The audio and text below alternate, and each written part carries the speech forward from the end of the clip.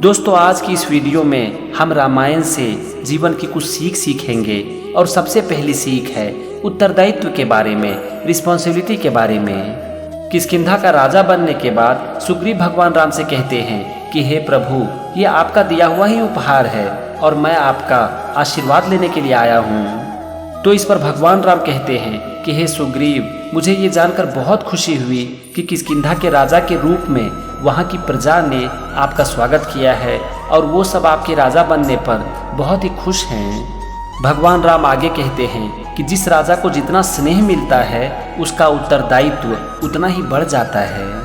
दोस्तों, ये एक जीवन की बहुत बड़ी सीख है कि लोग आपका जितना सम्मान करते हैं, आपसे जितना प्रेम करते हैं, आपका उत्तरदायित्व उतना ही बढ़ जाता है।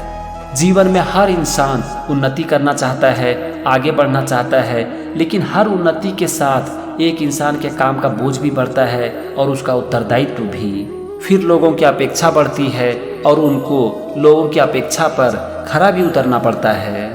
इसीलिए याद रखो कि जीवन की हर सफलता उत्तरदायित्व लेकर भी आती है। आप जीवन में जितना आगे जाओगे, आपका उत्तरदायित्व उतना ही बढ़ता चला जाएगा।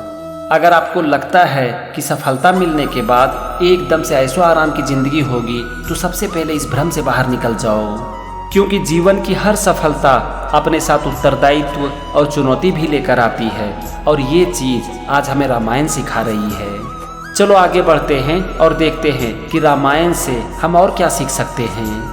किष्किंधा का राजा बनने के बाद सुग्रीव पूरी तरह से भोग और विलास में डूब गए और वो ये भूल ही गए कि उन्होंने भगवान राम को कुछ वचन दिया है। सुग्रीव भूल गए कि उन्हें माता सीता की खोज करने में भगवान राम की सहायता करनी है। अब लक्ष्मण गुस्से में भगवान राम से कहते हैं कि भैया, मैं अभी किष्किंधापुरी जाकर सुग्रीव की जीवन लीला समाप्त कर देता हूँ। तो इस पर भगवान राम कहते हैं कि लक्ष्मण, इतने आवेश में वहाँ जाना उचित नहीं है। सुग्रीव के प्रति तुम्हारे मन में जो ये भावना उत्पन्न हो रही है, उसका एक ही कारण है, हमारे काम में विलंब। संयम खोकर सुग्रीव को मारने की बात करना तुम्हें शोभा नहीं देता।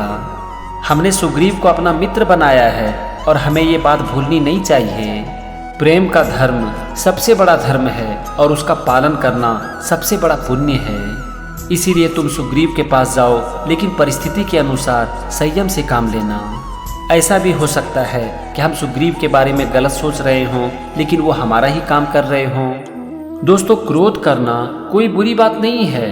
अगर कोई हमारे साथ कुछ गलत करता है तो हमें क्रोध आएगा ही और आनी भी चाहिए, लेकिन परिस्थिति को बगैर जाने क्रोध करना एक बहुत बड़ा पाप है। क्योंकि परिस्थिति को बगैर जाने अगर हम क्रोध करते हैं तो क्रोध में कभी कभी हमसे ऐसी गलती हो जाती है जिसके पश्चाताप के लिए जीवन भी कम पड़ जाता है। इसीलिए दूसरों के ऊपर क्रोध करने से पहले उसकी परिस्थिति को जान लेना बहुत ही आवश्यक है। जिस समय एक इंसान क्रोध में होता है, उस समय उसके सोचने और समझने की शक्ति पूरी तरह से खत्म हो जाती है।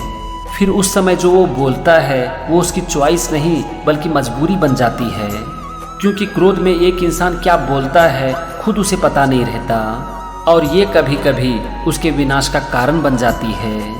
इसीलिए किसी भी इंसान की परिस्थिति को बगैर जाने उसके ऊपर कभी क्रोध मत करो और यही चीज आज हमें रामायण सिखा रही है। चलो देखते हैं कि रामायण से और हम क्या सीख सकते हैं। अब लक्ष्मण एकदम से गुस्से में किष्किंधा पहुंच जाते हैं और उनके गुस्से को देखकर किष्किंधा के लोगों में हाहाकार मच जाता है। किष्किंधा में किसी में भी इतनी शक्ति नहीं थी कि वे लक्ष्मण के गुस्से को शांत कर सके। लक्ष्मण के गुस्से को शांत करने का सिर्फ एक ही तरीका था और वो था बुद्धि, और वहाँ पर सबसे बुद्धिमान व्यक्ति था हनुमान। हनुमान ये जानते थे कि लक्ष्मण के गुस्से को शांत करना किसी के वश की बात नहीं है और इसीलिए उन्होंने बाली की पत्नी तारा से आग्रह किया कि वे लक्ष्मण के सामने जाए, क्योंकि लक्ष्मण कभी भी एक स्त्री के सामने गुस्सा नहीं कर सकता। दोस्तों, गुस्सा एक इंसान के विनाश का कारण बनती है और गुस्से को शांत करने का सिर्फ एक हथियार है और वो है बुद्धि।